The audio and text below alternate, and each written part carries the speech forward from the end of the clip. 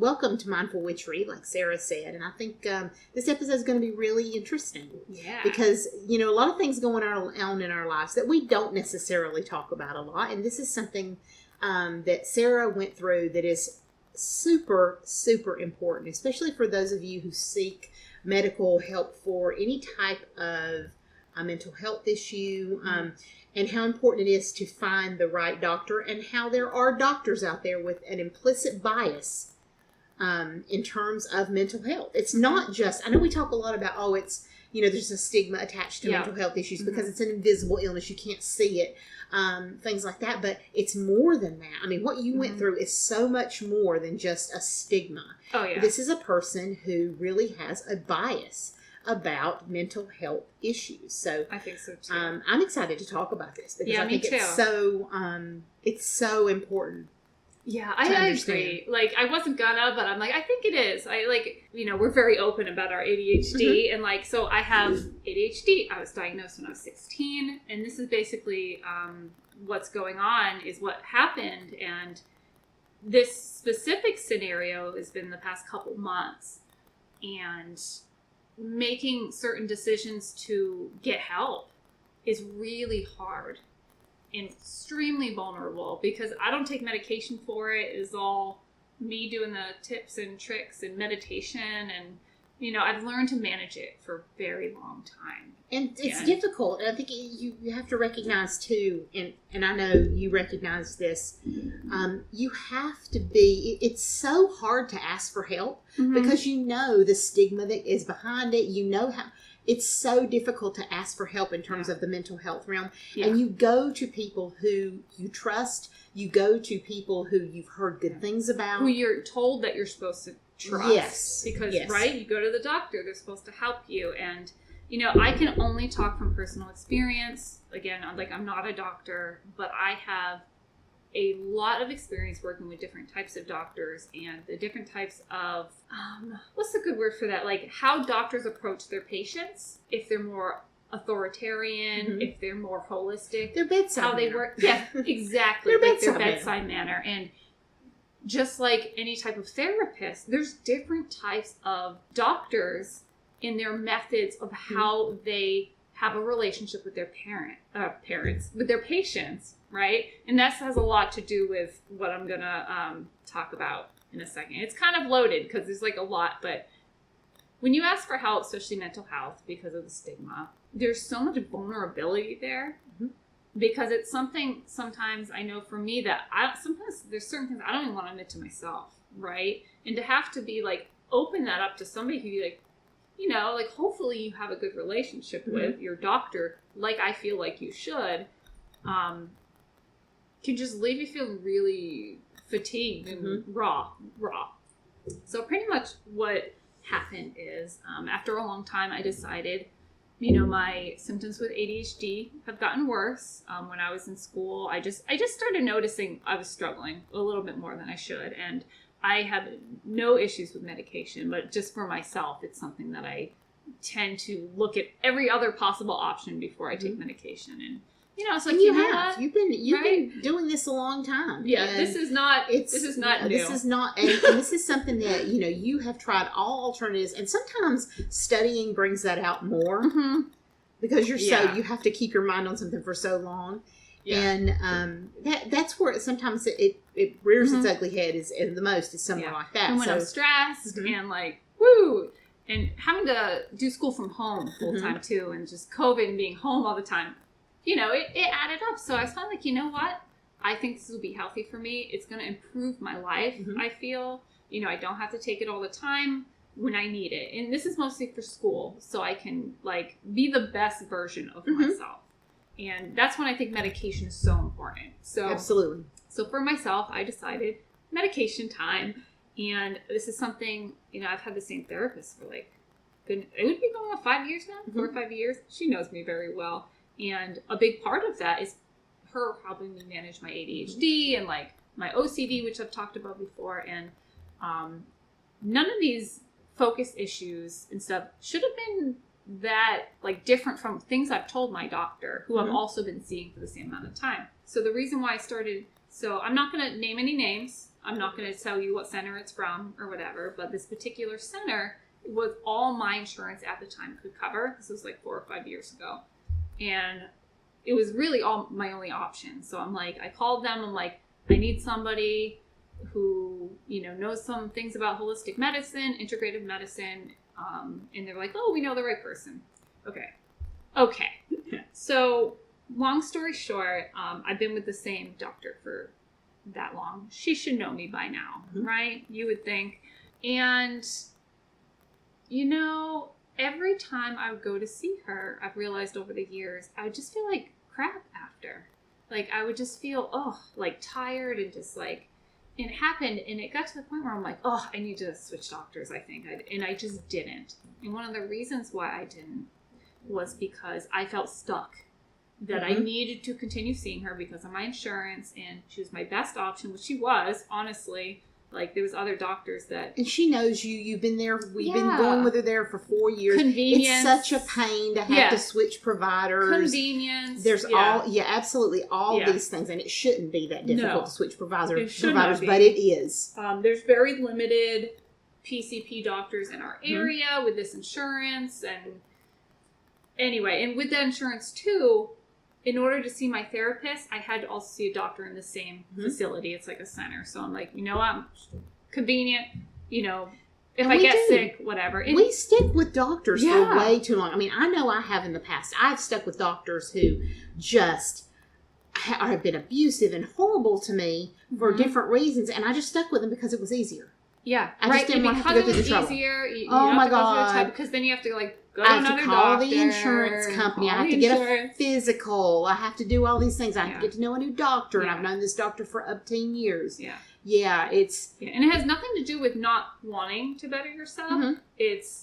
Which is a huge part of what I'm going to school for. It's the systems of the healthcare that we have in place that make it so difficult for people to actually take care of themselves. And I get so angry because I know how it feels. So this is what happened is basically the system failed me in this way. A doctor that was supposed to be there was not. A doctor betrayed your trust. Oh, totally. Absolutely. And this is not the first time this has happened. So part of me gets angry at myself because I'm like, this is not the first time I've been treated this way, with my health journey, like with Lyme disease and all that stuff. You get pushed around a lot. A lot of people don't believe you that, I probably won't go into all that. I mean, I totally could, but I'm not. But pretty much, so this particular instance, I made an appointment with my doctor. I'm like, I'm ready. She should already know this. She should already know all this. And I got there. It was like telehealth session. And I'm like... We love telehealth. Yeah, she was late for the appointment. Doctors are usually late for appointments. And, whatever. I'm there. And she gets on and she didn't even say hello. Really? And she was just like... I'm going to paraphrase it all because I can't really remember because I ended up kind of blacking out just how she was treating me. And she was just like, why do you think you need to get on ADHD medication? I'm like, I've just noticed, since I've turned 30, it's gotten worse. And, I've explained a bunch of stuff, told her things. Your context had changed. Yeah. And I'm like, I'm 33 years old. I think I know, it's in my chart. I said it should be in my chart. And she acted like she had no idea what I was talking about. So odd. Yeah, and I was just like, oh, well, and she's like, you need to be more specific. She was so rude. She was so rude to me and oh. So anyway, and so I think I was so caught off guard that I was just I'm friendly to my doctor, I think we all want to, because doctors have gone through so much education that we want to be, it's almost like we feel like we have to be very respectful of their time, of their, of their circumstance. Yeah. I get that. Yeah. Yeah, I get it. And I'm a very professional person. I can be a little more free on this podcast, but when I'm in a work environment, a business environment, I treat going to the doctor the same way. I'm a professional person. I'm not some 12-year-old girl going in there asking for drugs. I know what I'm talking about, and she should know that by now. And oh my God, Lori, she's just like, well, like, oh God, I can't remember half the stuff she said, but it was so belittling. Mm-hmm. And she was just like, well, we have to get you tested again because I just can't hand you drugs. Yeah, that's... Oh my God, right? I can't believe I'm telling people this, but this is why I think it's important. Because even now my brain's just like, oh my God, like what actually happened? And so it didn't actually occur to me till after. And I don't mind saying this, is I literally like blacked out when I got off the conversation with her. I was like staring at the wall. I don't know for how long. And I remember kind of like coming out of it and just like, what the hell just happened? And the whole day was kind of a blur, but I remember like calling, I wrote a message to my therapist telling her like what happened. And yeah, I think I texted my friend Sarah and been like, I texted my friend Tiffany or on around. I don't even remember who I texted, but I needed to be like, this just happened. Oh my God. And so I finally made the decision to be like, no, I'm done. And then my therapist prompted me to write this letter I'm going to read. And the only reason why I'm doing this, I feel like it's important to know that it's so important for your voice to be heard. We have to advocate for ourselves. And this is not acceptable behavior from a doctor. Right. And if you feel threatened in any way, like I felt threatened, like because I have a lot of trauma with my health in the past, I feel like she triggered something in me to almost like black out because I'm like, this is not the first time it's happened. I've been in emergency rooms, not being able to breathe, being told point blank, we can't help you because we know you're here just for drugs. Just people, Lori, I could tell you horror stories about doctors doing this. In the end, you really, I mean, as much as we want to trust that person on the other end, because they're a doctor, they're highly educated. Doctors are human beings. Yeah. And I think the relationships between doctors and patients have got to change. They have to stop being so authoritarian, and we have to stop worshiping them as if they are authority. I've heard, not to interrupt, but there are, I think, 4. I was reading about it in my semester last year. There's 4 different types of relationships or like demeanors that doctors have that they can take on how they treat the relationship with their client. One is the authoritarian, where the doctor is like, this is what you need to do, and this is what you need to take. And the person's like, okay. Some people love that. And then there's one more like a holistic doctor who is like, how are you today? Tell me like your mental health, like what's going on in your life. This is my suggestion for you. Here's some information. What do you want to do? That's a different doctor. And then there's the one like, okay, so there's option 1, option 2, pros and cons of each, pick one. And are more like blunt and honest. And I forget the last one, but look it up. I think it's fascinating what people attract to. I know some people who really like the authoritarian doctor. Yeah, they really do. But it seems like that's more of a mid-century kind of doctor. That's old school doctor. I mean, and now I think we're savvy enough to really expect more from our physicians. We expect them to be more human. We expect them to put us at ease. Going into a doctor's office is not easy anyway. Nobody wants to do that. Nobody goes, yay, it's my physical day. I need to go be on medication. Yay, I'm going to get my gynecology appointment today. Yeah. Nobody wants to go to those doctor's appointments, and it's hard enough as it is. And I know that sometimes doctors deal with people who they would rather not deal with as well. I can only imagine. But at the same time, they're human beings, and they're connecting to another human being. And if we're making those connections, we have to do it in a kinder, more invested... I guess they need to invest more in us. Yeah. And on the flip side, too, I feel bad for doctors, too. Like, I know the other side where the pressure that people who want to be doctors, physicians want to be, it's like, talk about like being pushed to your limit. Like you're having to do like 24-hour shifts and like internships and like all this stuff and the training you have to do. I get it. Like, and when you're working in a setting like that, you must be a lot of negativity coming at you, right? They very seldom get to give good news. Exactly. It's all this bad news that comes out, and they don't get to. It. Yeah, but right? But when you're dealing with, especially to me, I think it focuses directly on mental health issues.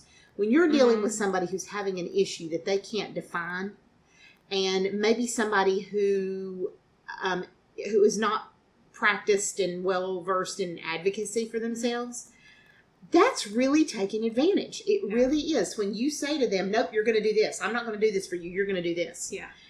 That is really taking advantage of a person's spirit, a person's emotions, a person's vulnerability. Because when you go into a doctor's office, let's face it, you're vulnerable. Yeah.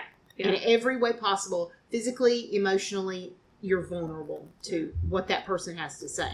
And there's like doctors asking you questions like, oh, can you explain that more? Like, oh, can you tell me more about your symptoms? Can you tell me certain situations? Because instead of being like, what's the other way you can act really crappy like that? Like, instead of being like, no, or like the doctor be like, like not believing you, like. And that's what holistic really is. A holistic doctor is one who looks at the whole, who looks at the whole person. Yeah, yeah, and not saying that there's not people like that in the naturopathic doctor arena who I've met some and not so great, but I think what I'm really trying to say is there's red flags you can look for, right? And you're so much better. Notice how you're being treated when you're at the doctor, and if it's not working, leave. Like make the effort, because your health is so much more important than convenience. And I know this sounds super privileged of me to say, but I know what it feels like. I've been there, to not be believed, be told like how you're feeling is not real, like what you're feeling is not real. I know what depression feels like. I don't go into it too much here, but it makes me so upset and angry that the way I was treated, I am 100% sure this person has treated other patients this way, who have not been through what I've been through, or have the strength to be like, oh no, and just feel like with a mental illness or anything like that, that's how you are treated. And well, they must be right, because they're a doctor. Yeah. Oh yeah, they must be right. No, like doctors, therapists, all that, even are not really trained on relationships with patients. Bedside manner. No, they're not. They're textbook. Like, this is what it says in the textbook. Science, this is true. Awesome. Science is great, but they're not really in their curriculums. It's not taught how to deal with the general public. They're not taught that bedside manner. Really, maybe one course out of the, how many years do they go to 9 school? 9 million courses. Yeah. It's gross. I'm sorry I keep interrupting you, but I'm like, no, it's. The fact that I know other people are being treated this way is exactly why I'm going back to school. I think you should read your letter. Yeah. I think it's so important, and I mean, this is something that. It's so important. It's such a good example of self-advocacy and knowing who you are and knowing who you're not and knowing what your boundaries are. Boundaries are great. Yeah, and like finding a good therapist is awesome. Boundaries we are rock. pro therapy at Mindful Witchery. Okay, so I'm going to keep out some stuff just for like names and things, but this is the gist of it. So this is me writing a letter to the company saying this is what happened. It was like a concern form type of thing. So my name is Sarah Margaret Fry, and I've been a patient of blank for many years now. I would like to file my concerns in regard to my recent experiences with blank on blank, June of this year. These experiences with their behavior and patient-provider demeanor also extend to previous encounters I've had with them.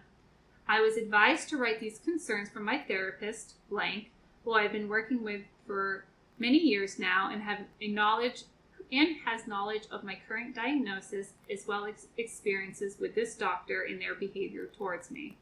On someday in June 2021, I made an appointment with Dr. Blank to talk about my options in regard to being ready to start medication for my ADHD symptoms. I've been diagnosed with ADHD for many years now, and this is one of the reasons why I work with my therapist.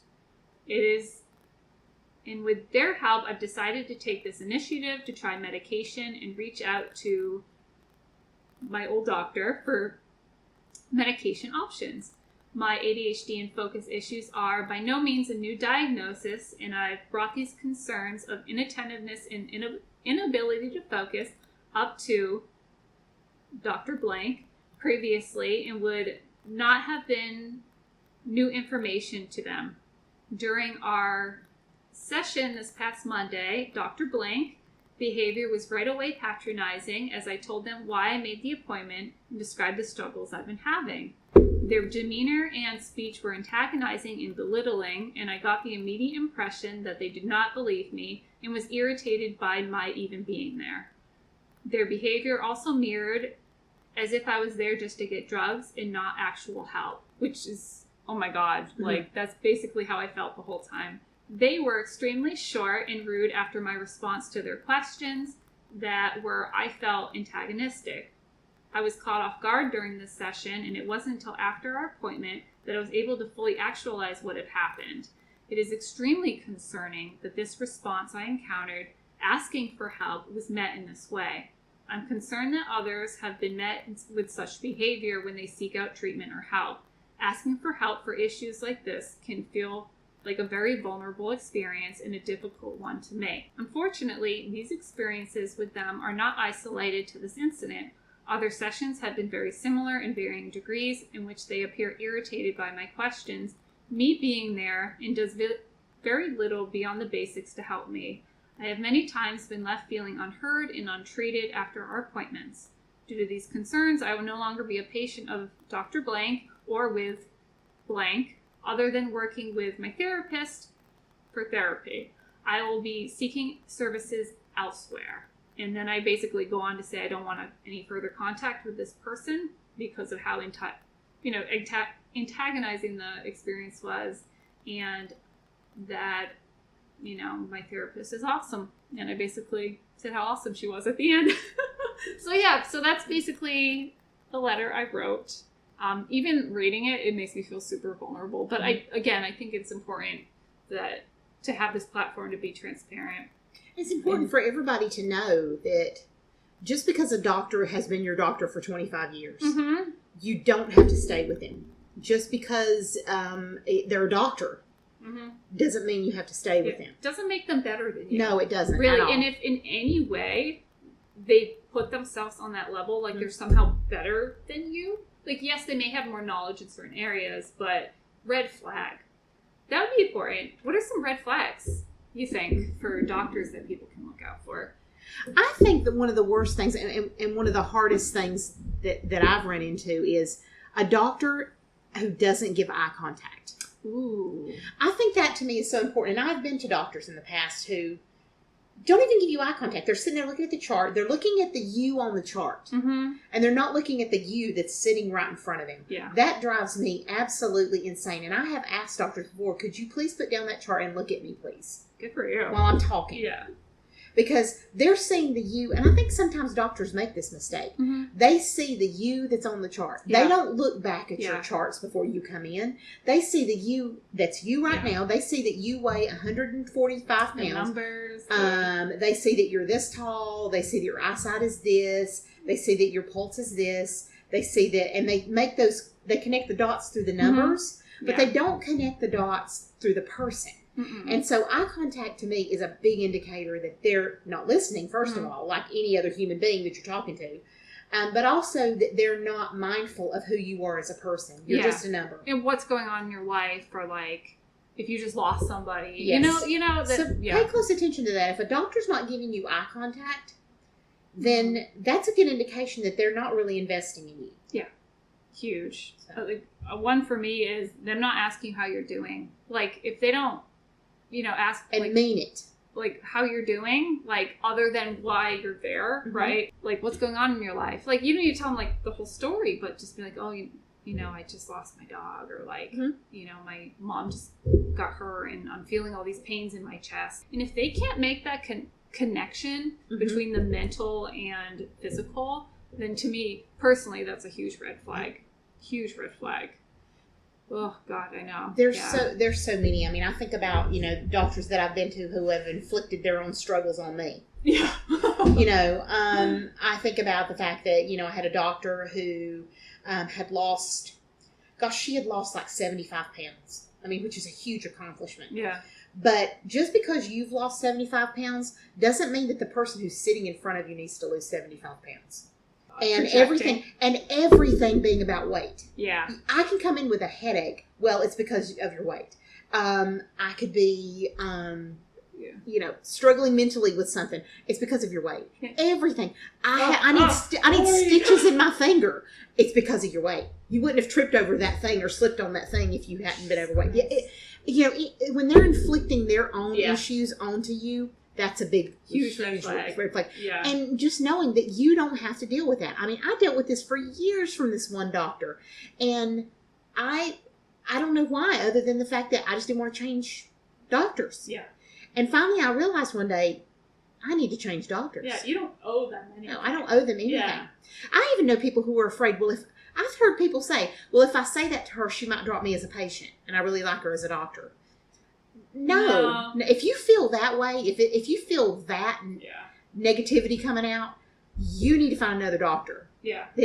Everybody has a match in this world. Everybody does. And there are those doctors out there who, Lord help them, I don't know how they do what they do, and I don't know how they do it in the style and the kindness that they do it in. Mm-hmm. But there are doctors out there, and sometimes it takes a while to find one. Sometimes you have to audition doctors. Yeah. And you know what? You're entitled to do that. Totally. You are entitled. I know entitled sometimes an ugly word. You are entitled, and you have the right to audition doctors and not just take the first person that comes along. You have that right. Totally. Because it's your health. Yes. Like, your health is in their hands. Mental and physical. That's a lot. Yes. That's big. And you know what? On the flip side, too, that's their job that they choose to do. Mm-hmm. Right? Like, they went through all that training. They did all that. Mm-hmm. If they didn't want to do it, they would have dropped out years ago. But, so it's their choice that they want to be there. And they should act appropriately. If they did it to make money, shame on them. Yeah. Shame on them. Because there's more, I mean, there's so much more to life than money. Mm-hmm. And plus the fact that, people say, well, that's why they make the big bucks. Sure, they make the big bucks, but they're too busy to spend it. I mean, they're working constantly, and I get how that can be a pain. Yeah. And I get, especially with COVID and everything that all the medical profession went through with COVID. Yeah. I get it, but you're there for a purpose, and it is a noble purpose. Mm-hmm. That is the thing. I mean, I know, I was a teacher for 20 years, and I felt honored to be a teacher. If I were a doctor, I like to think I'd feel the same way. Yeah. You have life in your hands. It's a huge responsibility. And it's a huge responsibility. And it is an honor, a given honor that you're able to do this, that you're smart enough, that you're quick enough, that you think on your toes well enough to do these types of things. Mm-hmm. So it should be an honor. And if they feel anything other than honor, then they need to question why they're doing this in the first place. Yeah, and if they're, working to the point of burnout where they can't even pay attention to their parents, they're patients. Like you said, they're human. Mm-hmm. But on the flip side, that's not your responsibility, right? Like, as a patient, that's not your responsibility to be like, oh, they've just been tired lately, so they were kind of mean. No. That's their job. This is like triggering me because I have a little story. I'm so sorry. Like a million stories to tell, but this is the one that will always stick out in my mind. When I was in the hospital having my firstborn son, after emergency surgery, because a lot of things went wrong, I woke up in a hospital bed. My son was in the NICU.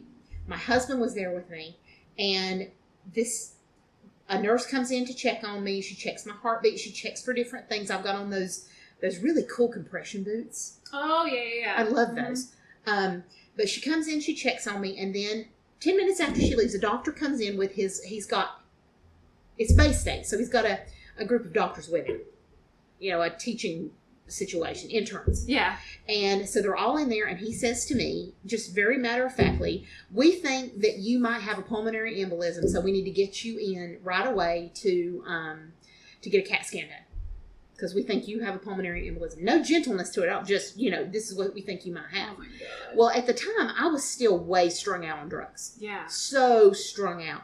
And plus, I'm claustrophobic. So the first thing that hit me was CAT scan. Oh, yeah. And I wasn't keep in mind, I'm not thinking logically. You're dealing with a person who is still way out there on drugs from having a really traumatic experience, worrying about my baby, worrying about everything. Yeah. And my husband says to him, could you wait on this for a few minutes? Give her some time to wake up.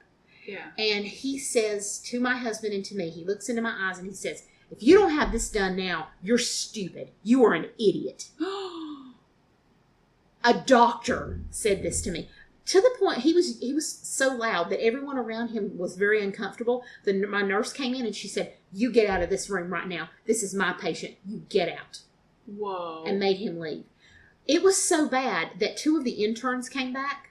They left their rounds and came back to say, we were horrified by what he just did to you, and we don't want to be with him anymore as interns. We are going to see about getting transferred to a different set of... Yeah, it was bad. I'm so glad they came back. They were so sweet. There were 2 women who were just the nicest people. But that nurse came in and she goes, he will never talk to you like that again. Again, she said, he will never be in this room again. Oh, I'm so sorry. Sure enough, 10 minutes later, I was getting more lucid. And I'm going, okay, I think I can kind of understand what he said. And my husband asked me, he said, do you get that you need to go have a CAT scan? Yeah. And that they're worried about your heart. And I said, okay, I get it now. Yeah. 10 minutes later. Yeah, you didn't even take the time to... No. Yeah. And I was totally rational. My nurse came back in. She said, are you ready? I'll call somebody down here to come get you. Mm-hmm. And I'm like, sure, I'm ready now. But I realized that I wasn't making a lot of sense at the time. Yeah. But at the same time, to call me an idiot, it was horrific. I mean, this guy, it came about that my second son was in the same sort of circumstances. Mm-hmm. This doctor's name came back up again. I'm like, not in a million years will this guy touch me or my son. Not in a million years. I'm like, the fact that he's still working here amazes me. If he's out around calling people idiots and stuff. He never came back and apologized. The only apology I got was from the nurse, who was so angry. And the 2 interns that came in. Did she say he's done that before? No, she didn't say. She just said, he's not allowed back in here anymore. She said, I made sure the front desk knows he's not allowed back in here anymore. And when you deal with something like that, it's such a violation. Yeah. Like what you experienced and that whole experience for me was such a violation of my trust, a violation of me feeling safe. Mm-hmm. All I was asking for. And that's a big one. Feeling safe in a place that you should, that we're told that we're supposed to feel safe and trust. Exactly. Right? And being abused, verbally abused, verbally bashed. Yeah. And my husband even told him, he said, could you give her a few minutes? She'll be fine. This is not her that you're talking to. She's still drugged up. She doesn't understand what you're saying. Yeah. My husband being just the sweetest, soft-spoken fella. And he did. He said, if she doesn't do this, then she's stupid, an absolute idiot. There's so many other ways he could have meant that. Just absolutely. Like, listen, I'm very concerned. I'm sorry, but we're going to have to give you something else. We'll knock you out if we have to. Yeah. You know. Which they could have done, which the nurse said they could have just knocked you out. Yeah. But these kind of things just lead to so much distrust and so much damage. Mm. Like I'm super suspicious of any new doctor. Yeah. I'm very guarded. Yeah. Like very, very guarded, very serious, and which is not me at all. Usually I'm like, hey, how you doing? Yeah. Yeah, it's like I go in there like, you need to pay attention to me. Like, I'm very professional. That's why I go in very like, like, I want to be respected. And then I have to add to that, just kind of on a positive note. Yeah. Just after all this, on a positive note, I have had doctors who I appreciate on a level more than they could ever realize. Yeah. I had some knee surgery done about 5 years ago, and I was scared to death. I'm not good with anesthesia. I wake up very violent. Like, I start, like, slapping at people. Oh, my God. And I'm terrible with it. So I'm like, who's the biggest nurse you've got here? Because she's going to have to hold me down because I'm terrible with this. My anesthesiologist, on my way to the operating room, he gave me the relaxing medicine, so I'm going into the operating room, and he looks at me, he looks down at me, and he goes, are you okay? You feeling pretty good now? I'm like, yeah. And he starts singing The Weight by the band. Oh. Take a load off, Annie. Take a load for free. And I'll never forget that. As I was going under, I remember him singing that song to me. And I woke up actually feeling better. Like not feeling violent and wanting to punch somebody in the face. my poor husband.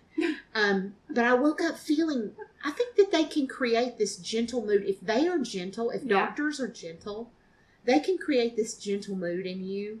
Totally. That this laid back mood, just hearing, and now every time I hear that song, I literally relax every time I hear it. Oh, that's awesome. I wish I knew his name. Oh my God, that's so cool. Now, I did propose to an anesthesiologist one time. He came in, he was giving me an epidural, my second born son. He comes in and I looked at him, I said, I love you. You are my boyfriend and I want to marry you right now. I'll marry you right now. I'm not divorced, but I will marry you right now. And he looked at me and he said, honey, you wouldn't believe how many times I've been proposed to in this job. Mostly by pregnant women. Oh my God. Yep, that's us. That's so funny. So I just had to share that little anecdote with you. And there are such huge positive, right? Like, exactly. Like, there's so many positive experiences I've had with doctors. And it's unfortunate that the negative experiences can really outweigh, the doctor I have now, I have a naturopathic doctor now. Oh my God. Like, the amount I appreciate her, I tell her all the time, is beyond what I can even comprehend. Like, and I've had another naturopathic doctor who isn't in the area anymore who saved my life because she actually believed me in that I had Lyme disease. No other doctor would believe me because it doesn't show up positive on the blood test, so you're not going to have it. That's a whole different story, but oh my God, like and how kind they are and know me, they know about my family, they know what's going on in my life. If I'm having a bad day, I can be like, I'm having such a shit day, and they'll be like, you know what, me too. Let's talk about it. And that's the type of doctor I want. I feel like for me, it's and I don't know why I've experienced this, but I feel like the surgeons have a better sense of humor, I guess, because I guess they know they're dealing with people who are in the physical and mental sense who have either given up on a part of them or have given out or who are nervous as hell. When I had my knee surgery, the guy that did my surgery, the doctor that did my surgery, hilarious. That's awesome. He put me in such a good place. Even when I went in and I was in so much pain with my knee, he looked at my knee and they did the x-rays and he brought the x-rays back and he said, honey, I'm going to go ahead and tell you this. You got the knee of a 70-year-old. It's a hot mess. He's like, you got stuff running around in there that I don't even know what it is. And he's like, let's look at some funny pictures. You want to look at some funny pictures? He said, I'm going to show you pictures of your knee. That's pretty funny. I mean, he was just... That's awesome. He was so great, and I remember those people. And it's always the surgeons. I don't know what it is. You wonder if they get different training. Yeah. Because of, the trauma that people can experience. But PCPs, I have not had... Me either. That's who I'm mostly talking about here. And even ER doctors. Yes. And even neurologists. I mean, we had both my sons had issues at birth and had the greatest neurologist, Dr. Jackson, ever in the history of mankind. I would have had this guy at my dinner table every day of the week. Oh, he was so amazing. I mean, I know he felt bad because I had 2 kids, not 1 but 2 with neurological issues. But he was so wonderful. And he would say to me, it's not often that I get, he said, you know why I like you? He says, because I don't often get to give new good news. He said, I'm a neurologist. Yeah. He said, it's like being a heart doctor. You don't often get to give good news because that's not why people are coming to us. He said, but I get to give you good news. He said, that's why I like you. Oh. And my kids remember that stuff. Yeah. Oh, totally. My kids remember Dr. Jackson, and it's been 10, 15 years since either You remember the people who are kind to you when you're the most vulnerable. Yes.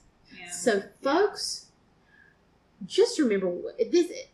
Thank you for sharing your story, Sarah, because, I mean, not only did it trigger me remembering my story, but also it makes you really realize doctors are human beings. They're not gods. Yeah. We don't have to stick with one that doesn't present well to us. We don't have to stick with one who isn't doing the right things for us and making the right decisions with us. Mm-hmm. Just know that. Yeah. Audition your doctors. Find one that you can trust. Bring a friend. Yes. With you. Oh Absolutely. My God. When you're not, especially mental health wise, if you are not in the right place, if you are in a lot of pain, bring an advocate. Absolutely. Bring a friend. Because they could probably talk for you things that you're not saying. Absolutely. Honestly, this is the best thing you could do. Just be careful out there, folks. Yeah. Abuse comes in a lot of different styles. Yeah. And one of them is verbal. It's very, very true. And definitely not anti-doctor. I mean, Lori and I are huge fans of science, and we love it. I think there's so much happening right now that is so positive in our healthcare system. People being more aware of the benefits of meditation, and but like we talked about in the wellness world as well, there are people out there not there for the right reasons. And who could live without nurses? Yeah. And RNs, all of the nursing staff. I am pro all that. Who can live without them? And I guess ending this by saying thank you for everything that you've done during COVID. You put your lives in danger. Yeah. Doctors, nurses, EMTs, all of you out there working in the medical field, you have our utmost respect. Totally. It's not one of those situations where one bad apple spoils the whole bunch, because it doesn't. No. So know that we appreciate you. From Mindful Witchery, we do appreciate you. Oh. All right, guys. Yeah. Hope you guys enjoyed this episode and learned some new things. And we will see you. Not see you. We will talk to you guys next time. Soon. Bye. Bye, guys.